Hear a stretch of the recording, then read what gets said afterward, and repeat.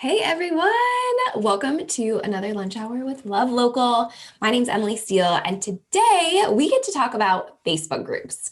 So, the thing that I see more beneficial than anything else, if you're going organic on Facebook and trying to decide where to spend your time, is engaging in existing Facebook groups or and or starting your very own. So, I've been talking about this for a while and I still continue to see it as a fantastic tool for you to create income, for you to create impact, and for you to really invest in your community and build really deep roots where you live, which is where you're building your local business, right? That's why we continue to talk about strategies that exist in local markets and local ecosystems. So, first up, as you're starting to think about Facebook, the reality is, if we rewind just a little bit, so many people come to us and complain. They're like, why? Like, I've been posting on Facebook and no one likes or engages with my stuff. Well, like, yep, you're not alone. This is just like how it is, unless you're choosing to spend advertising dollars. So if you're not ready to spend advertising dollars, this is what I would say you should do next, is engage in the Facebook group. So just know that you aren't alone with the lack of engagement. This is happening kind of across the board.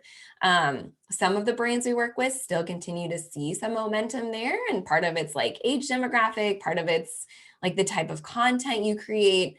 But in general, like, this is being felt across the board. So don't think like it's you, like something's wrong with what you're doing, or like your social media person isn't doing a good job for you. Like, this is just kind of part of the evolution of the app and the platform you're using. So Facebook groups, I love talking about this as well, because Facebook is putting more energy to Facebook groups as well from their side. So why not go where the energy is flowing from their standpoint as well? So as you think about Facebook groups for your business, I'm going to give you 3 ideas that you can run with right away.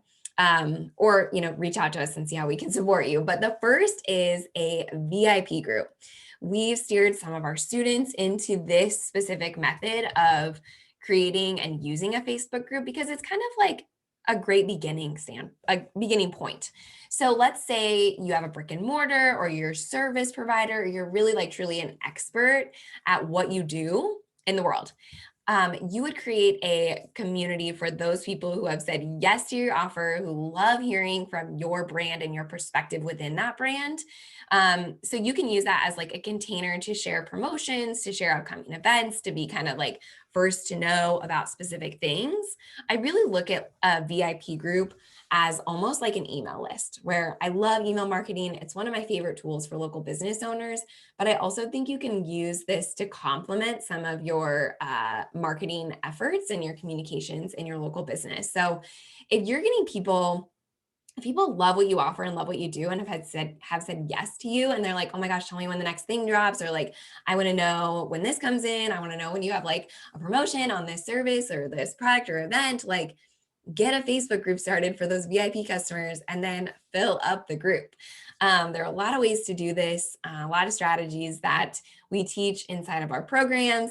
And that VIP container is really for it. It's one of the best tools you can use, because inside of Facebook groups, you can create polls, you can ask questions, you can really get to understand your customers more.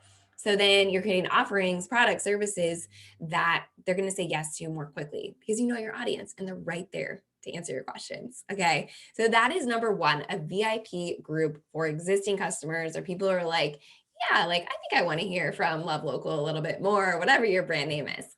Number 2, I love seeing Facebook groups used for like almost little projects or challenges. So I wanted to present just an opportunity to get your wheels turning in case you are like, oh, I've never done a challenge. That probably wouldn't be right for me.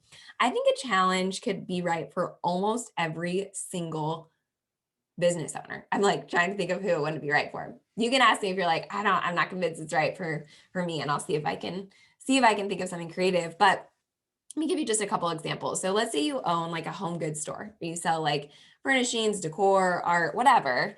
One of the things you could do is a 7-day challenge to like redesign one of your spaces, whether it's a living room, an office, a bedroom, whatever it is. And you guide people how to think about hanging art, what to think about when it comes to light, when it comes to window treatments and things like that. And you're guiding people through the process of really becoming their own stylist. But ultimately, they're not going to have everything they need. And maybe for those people in the challenge, you give them a discount at the end they can use within 3 days. So there's an example of like brick and mortar, you're thinking through a specific challenge that relates to ultimately adding value, because right, you're a good person who wants to support your customers, but then leading people to buy from you in the end. Another one is like, think about maybe a personal stylist. So that's like a service provider, right? This person typically helps one-on-one or maybe virtually style people based on professions, personality, body type, all the things. This person could do like a 5-day wardrobe overhaul and invite the community at large, like say, hey, customers, be part of this, but also invite 2 of your friends and get entered to win blah, blah, blah. So you could do a challenge that way. If you're a real estate agent, like, do a 5-day challenge to win a gift card to, something with your lawn. Like do some like curb appeal projects that are inexpensive and will boost the value of your property. I mean, I could go into so many examples. The reality is that they're available to you. And what you do is you present this challenge in your communications, and then you fill up your Facebook group and you go through this challenge with them. And you lead them with your expertise and knowledge, and you add a ton of value to their lives and get to know these people even more.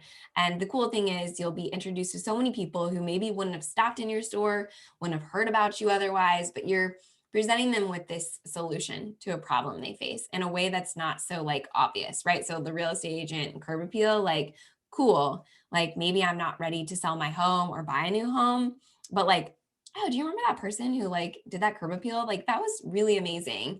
And she does all these challenges like once a quarter and like has added so much value to my life. Like we should use her. So we think about things in short term, right? Because you can generate impact and sales right away from a challenge, but you can also cultivate that trust and long-term relationship with people from things like that.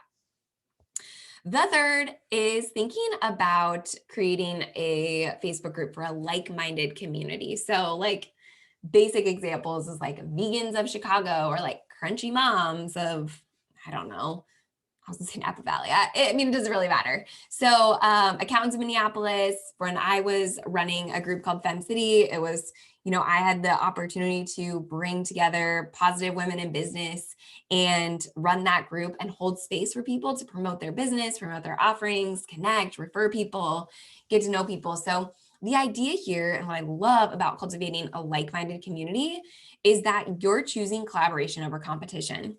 So when you're saying like, hey, back to that real estate agent thing, like I want to bring real estate agents together who like actually care a lot about their clients, and like, let's find ways to help each other get better. So in general, the experience with the real estate community is better, real estate agent community rather, instead of being like, oh my gosh, like why would I ever collaborate with other real estate agents? Well, like not everyone's going to want to work with you, and there's going to be a time where maybe your plate's too full or you're on vacation and you can't support someone. So who's your referral network? When you bring people together and you say like, maybe you're in the world of like healing, or you're in the world of like finance or wellness or whatever, like be that person who spearheads and says like, I'm building a community because we're better together. When the tide rises, all ships sail. It's one of my favorite quotes. And it just says like, when you do better, when I do better, we all do better as an industry. So how do we support each other and know that us coming together to like get real about conversations we're struggling with, or like ideas we have that we think other people would love, like that ultimately supports our local community.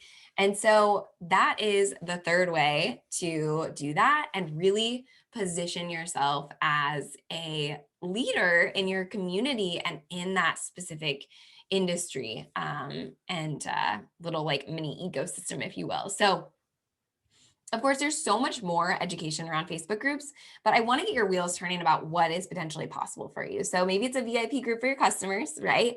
Number one, maybe it's like using a Facebook group as almost like a challenge, like a kickoff place for people to learn about you, and you add a ton of value and they take that next step with you, hopefully, or some of them do. And three, creating a like-minded community that lasts for a long time. So maybe for you, if you're listening to this and you're in a specific industry, it's creating something for that industry for your city, right? Like, just like I said, Vegans of Des Moines is like a very like high level, simple example, but there are ways to use Facebook groups that simultaneously invest in your community, position you as a leader, a thought leader, even potentially, and add just a ton of value to the people in that group. I just think there's so many positive examples of using a Facebook group, especially if you consistently use them, right? Like, it's one thing to start it and be like, oh, I hope, like, let's hope for the best. I hope people join. That's not how you grow any business in general. Just hoping and, putting it out there. The build it and they will come thing is done. Unless you have a lot of equity in your personal brand or whatever else you've built. But Facebook groups. I hope this gives you something to chew on, something to consider. And of course, hit us up over at love.local on Instagram. We love DMs. We love thinking through these ideas with you and ensuring you feel like you have the support. I'll drop a link to a blog post that we created, I think over a year ago. We're so passionate about Facebook groups, and hopefully it's just the thing you need to jumpstart a new stream of revenue or more impact in your local business. Thanks for tuning in.